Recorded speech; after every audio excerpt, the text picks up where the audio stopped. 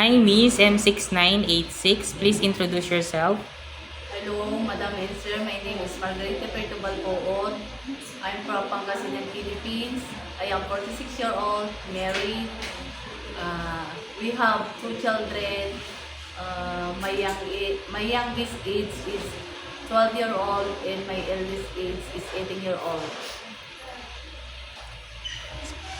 And I have working experience as a domestic helper in United Arab Emirates for 2 years. My duties and responsibilities are taking care of newborn baby, washing house, cleaning the room, car washing, and ironing the clothes, cleaning the bathroom every day. Okay, so you have experience being a helper in UAE, so you are a domestic helper. And also you have experience here in the Philippines, right? Yes, sir, for 3 years. For 3 years. So since I saw that you have experience taking care of a newborn, which is 8 months old, so you know how to prepare a milk for a newborn, right? Yes. Okay, if the newborn is crying, what will you do?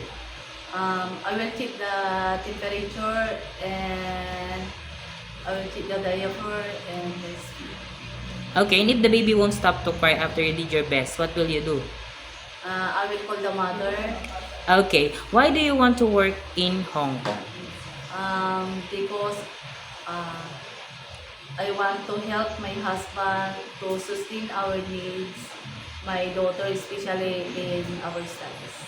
Okay, and how long do you prepare to work in Hong Kong? 3 or more. 3 or more years. Okay. Do you have any idea how to prepare Chinese food? No. But I wanna learn to cook Chinese. Okay. And how will you learn to cook Chinese food? Um,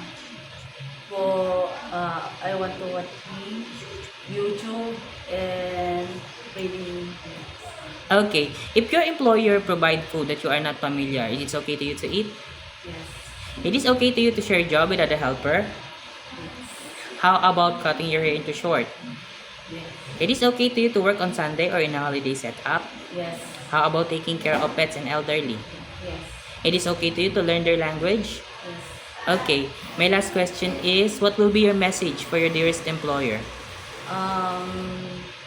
Message to my employer, if you choose me as one of your worker, I do my best to satisfy uh, and hardworking person, and I promise to finish my contract. That's Okay. it. Thank you. Okay, thank you very much, Miss Margarita. Thank you.